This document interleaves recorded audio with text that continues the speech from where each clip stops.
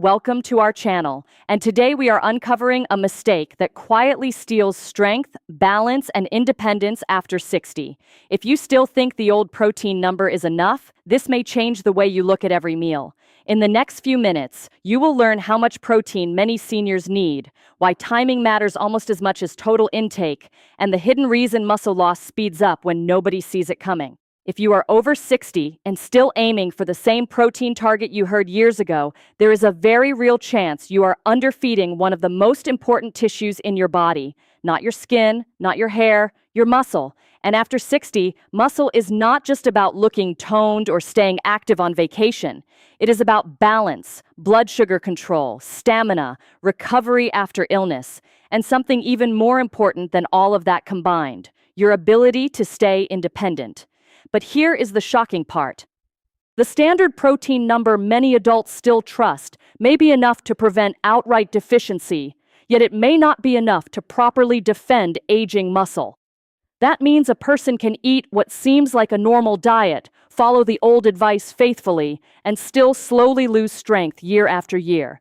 The truth is, the difference between enough to survive and enough to stay strong can be surprisingly large, and that quiet gap is where many seniors get blindsided.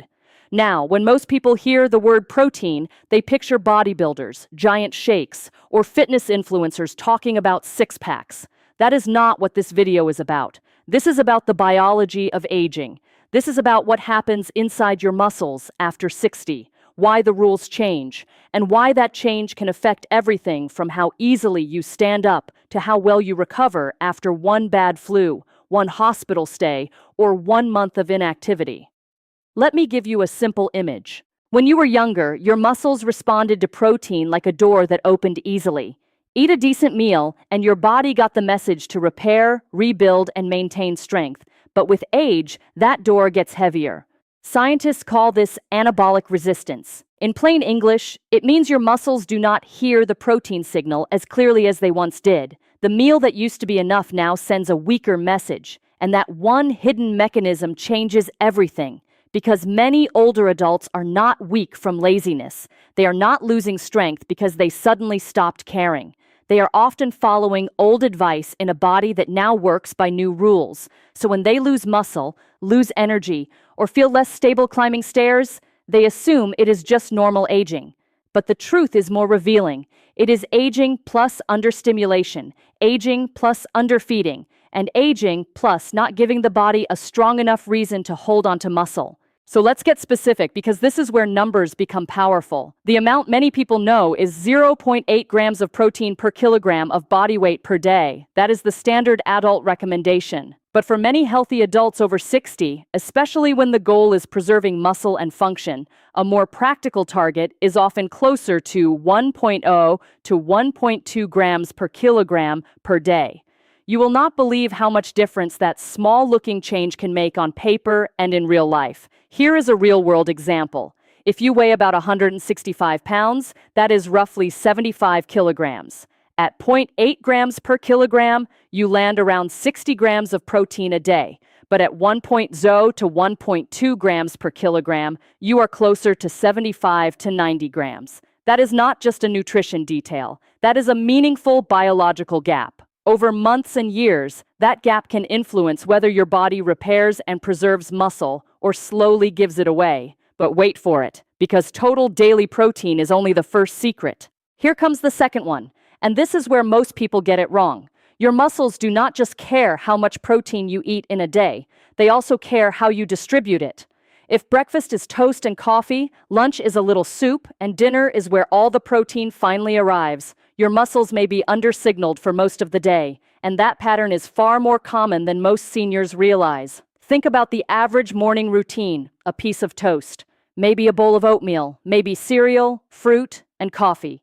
It feels light, it feels sensible, it feels healthy. But for aging muscle, that kind of breakfast is often too weak to trigger much repair at all. Remember when I mentioned that your muscles stop hearing the message clearly? A low-protein breakfast is like whispering to someone who already has the television turned up too loud. That is why breakfast matters so much more after 60. A weak breakfast does not seem dramatic in the moment, But repeat it 365 times a year, and you have created hundreds of missed opportunities for muscle maintenance. And that is the kind of quiet mistake that does not show up in one dramatic day. It shows up later as slower walking, harder chair rises, shakier balance, and the feeling that your body became older faster than your calendar did. Let me tell you about a pattern I see all the time. A person feels fine, gets through the day, eats a decent dinner, and assumes everything is covered. Then a winter illness hits, or a minor surgery, or even a few weeks of staying home and moving less. Suddenly, they feel like they lost something they cannot quite name. Their legs feel emptier, their stamina drops, their confidence drops with it. The shocking part is that muscle can decline quickly when the body is inactive, inflamed, or underfed, and this is why muscle is about much more than appearance. Muscle is metabolically active tissue. It helps with blood sugar handling. It supports stability. It gives you a reserve when life hits hard. When you have more muscle, your body has more margin. When you have less, everyday stress feels heavier. A small illness becomes a longer recovery. A minor fall becomes a bigger event. A short inactive period becomes the start of a downward spiral that nobody saw coming. So here are the 3 mistakes that quietly sabotage protein after 60. Mistake number 1 is trusting the old minimum as if it were the ideal target for healthy aging. Mistake number 2 is eating most of your protein at dinner and very little earlier in the day. Mistake number 3 is believing protein alone can save muscle without giving your body a reason to keep that muscle. And the third mistake may be the one that shocks people the most. Let's start with mistake number 1. Many seniors hear 0.8 grams per kilogram and think that is the number, end of story. But the truth is, that number is a basic adult reference, not a guarantee of optimal muscle protection in older age. If your goal is not just avoiding deficiency but staying strong, recovering better, and keeping function longer, then aiming higher may make much more sense. This is not about excess. It is about using a more realistic target for an older body. Mistake number 2 is the dinner trap. People say, I eat chicken at night, so I'm getting plenty of protein. Maybe. But if breakfast gave you almost nothing and lunch barely helped, then your muscles spent most of the day waiting. Older adults often do better when protein is spread more evenly, with roughly 25 to 35 grams at each main meal depending on body size and needs. That means breakfast is no longer a side issue. It becomes one of the most important turning points in the entire day. Now, mistake number 3, protein is the raw material, but it is not the full command. Your body also needs a reason to use it, and that reason is resistance. Walking is wonderful. Please keep walking. It helps the heart, the brain, mood, circulation, and general health. But walking alone is not the strongest message for preserving muscle. Your body is economical. If it does not believe muscle is needed, it has less incentive to maintain that expensive tissue. This is where resistance training changes the story. Resistance tells the body, we still need this muscle. Do not dismantle this system. That can come from dumbbells, resistance bands, body weight movements, step-ups, sit-to-stands, machine exercises, or safe strength work adapted to your current ability. It does not have to be extreme. It does have to be intentional. Protein gives your body the bricks. Resistance training gives your body the blueprint for where those bricks need to go. But here is the truth most people never hear. Some seniors are not under-eating protein because they are careless. They are under-eating because appetite changes with age. Food feels less appealing. Chewing may be harder. Cooking may be harder. Living alone may make meals feel less worth the effort. Some people were told for years to eat light, and now they accidentally eat too little of the one nutrient that helps preserve the tissue they need most. That is not weakness. That is a solvable blind spot. Now let's talk about the hidden signal inside a meal. Your body does not respond the same way to a few grams of protein as it does to a meaningful protein dose. That is why tiny amounts scattered through the day can still leave you short. A spoonful of peanut butter is not a high-protein breakfast. Toast is not a high-protein breakfast. Oatmeal by itself is not a high-protein breakfast. Even foods that sound healthy can fail the muscle test if they do not contain enough real protein to matter. So ask yourself one question at every meal. Where is the real protein here? Not the trace amount. Not the contains protein label trick. The real protein. eggs, Greek yogurt, cottage cheese, milk, fish, chicken, turkey, tofu, tempeh, beans paired strategically, lentils paired strategically, high-protein soups, and in some cases a protein shake when appetite is low. Once you start asking that question consistently, you begin to see why so many older adults unintentionally fall short. Let's make this practical. If you weigh 150 pounds, that is about 68 kilograms. A realistic daily range for many healthy older adults may be around 68 to 82 grams of protein. If you weigh 180 pounds, that is about 82 kilograms, so you may be looking at roughly 82 to 98 grams. Not all at once, spread throughout the day. That is the key. And suddenly your meals look very different when you stop treating protein like an afterthought and start treating it like muscle insurance. Here is what that might look like in real life. Breakfast could be Greek yogurt with seeds and berries plus 2 eggs, or cottage cheese and fruit with a slice of whole grain toast, or a smoothie with milk or soy milk, Greek yogurt, and added protein if chewing is difficult. Lunch could be tuna salad, salmon, chicken, tofu, or a hearty lentil soup paired with another protein source. Dinner can still be your strongest meal, but now it becomes part of the system, not the rescue mission. And this is where people get surprised again. The best answer is not always steak, steak, steak. Protein can come from a variety of foods, and variety often makes consistency easier. Some people do better with eggs and yogurt in the morning, fish or chicken at lunch, and beans or tofu at dinner. Others need simple, ready-to-eat options because cooking feels exhausting. The truth is, the perfect plan is not the one that sounds impressive. It is the one you can actually repeat week after week. But here is a pattern interrupt you need to hear. Some people increase protein and still do not feel better. Why? Because they changed the number but not the lifestyle around it. They are still sleeping poorly, moving very little, and losing muscle from disuse.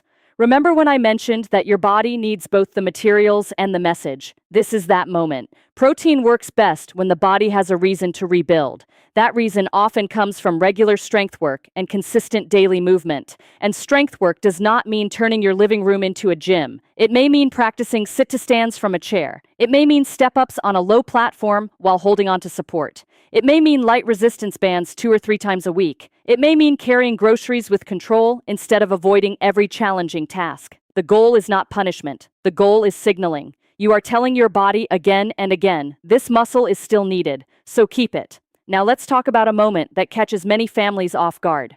An older adult goes into the hospital for a few days, or stays home for 2 weeks with the flu, and afterward they are noticeably weaker. That is not your imagination. Inactivity, inflammation, low appetite, and stress can combine fast. And when muscle is already underdefended, those short events hit harder. That is why the right protein strategy before trouble starts can matter so much. It gives your body more reserve before life tests it. You won't believe how often people focus on bones and completely forget the muscle attached to those bones. But muscle is what helps you use your bones safely. Muscle is what helps you catch yourself. Muscle is what lets you climb stairs, rise from the toilet, carry bags, and move through the world with confidence. Protecting muscle after 60 is not vanity. It is one of the most practical, everyday, life-preserving things you can do. And once you see that, the whole conversation changes. Now I need to add an important note, because responsible advice matters. More is not always better. If you have chronic kidney disease and you are not on dialysis, your protein target may need to be individualized with your clinician or dietitian. If you are on dialysis, your needs may be different in the opposite direction. The same goes for recovery from surgery, illness, unintentional weight loss, or frailty. So the truth is not, eat as much protein as possible. The truth is, stop assuming the old minimum is always enough.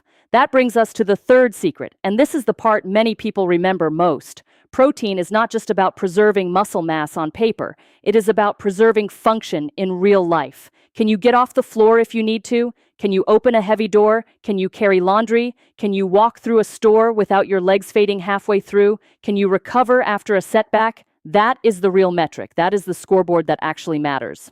Because the real tragedy is not simply losing muscle. The real tragedy is losing options, losing confidence, losing the reserve that makes life feel manageable, losing the ability to say yes to things you still want to do. The truth is, many seniors do not notice the decline while it is happening because it arrives quietly. Then one day, a staircase feels steeper, a suitcase feels heavier, and a simple outing feels longer than it used to. That is how this story often reveals itself. But here comes the good news, and I want you to really hear this. Muscle is responsive even in older age. Your body is not done. Your muscles are not done. They may be more stubborn than they were at 30, but they are not silent. When you increase protein appropriately, distribute it more intelligently, and pair it with resistance, the body can respond. It can preserve, it can rebuild, it can improve. That is why this conversation is not depressing. It is empowering. So let me give you the formula in the clearest possible way. For many healthy adults over 60, a practical starting point is about 1.0 to 1.2 grams of protein per kilogram of body weight per day. Spread that across 3 protein-forward meals instead of saving most of it for dinner. Aim for a meaningful protein amount at breakfast, lunch, and dinner. Pair that with strength work at least a few times each week. That is the core system. Simple, powerful, highly overlooked. Remember when I mentioned the door that gets heavier with age? This formula is how you push that door open again. Not with one miracle food, not with one giant dinner, not with a fancy supplement you saw advertised at midnight. With consistency, with better distribution, with enough total protein, with resistance, with awareness. The shocking part is that this does not require perfection. It requires correction. And sometimes one corrected habit creates more change than 10 motivational speeches ever could. So, what should you do first after this video ends? Do not start with supplements. Start with breakfast. Tomorrow morning, look at your meal and ask, where is the real protein here? Then do the same thing at lunch. Then add up your day honestly, not emotionally, not hopefully, honestly. That single exercise can be eye-opening because many people discover they were nowhere near their target and never knew it. Awareness becomes the first mini climax because once you see it, you cannot unsee it. Then look at your movement. Are your muscles getting a reason to stay? Even 2 or 3 intentional strength sessions each week can send a very different message to the body than walking alone. And no, it does not need to be glamorous. It just needs to be consistent. A few sets of safe, challenging movements repeated week after week can transform the signal your body receives. That is how slow decline gets interrupted, not by drama, but by repeated biological persuasion. Now let me challenge you with something powerful. Picture yourself 10 years from today. What kind of body do you want to be living in? One that gets tired after a few steps and avoids stairs whenever possible? Or one that still stands tall, moves with confidence, and bounces back faster than people expect? That future is not built by luck. It is built by repeated choices. And one of the most underestimated choices is whether you are feeding your muscle properly right now. Because what feels like a small adjustment today may become a massive advantage later. One stronger breakfast, one better lunch, one realistic protein target, one decision to stop treating dinner like the only meal that matters, one decision to add resistance instead of relying on walking alone. These sound small, but small repeated actions are how aging changes direction. That is the truth. And once you understand that, protein stops being a boring nutrient and becomes a strategy for protecting your future. So here is my final message. After 60, many adults need more protein than they think. Not absurd amounts, not bodybuilder amounts, just enough to match the biology of aging muscle. That protein works better when it is distributed across the day. It works best when paired with resistance. And it matters because muscle is one of the greatest protectors of mobility, recovery, metabolic health, and independence you still have. Ignore it, and life gets harder. Support it, and life often stays bigger for longer. I want to hear from you now. How much protein do you think you are actually eating in a day, and do you tend to save most of it for dinner? Put your answer in the comments because I read them and they help shape future videos. And if you know someone over 60 who still believes muscle loss is just an unavoidable part of aging, share this with them today. Subscribe, stay with us, and remember this every time you sit down to eat. After 60, strength is something you feed.